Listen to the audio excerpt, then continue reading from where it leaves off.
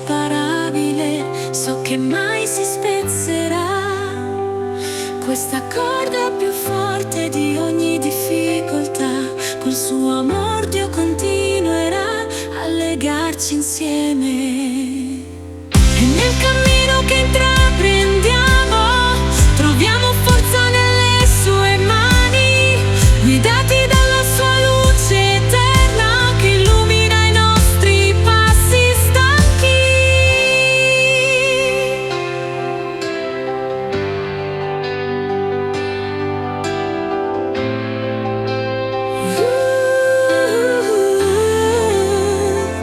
Nelle prove e nelle gioie condivise scopriamo la grazia delle anime unite, e nel silenzio di una preghiera profonda rendiamo grazie per la sua presenza.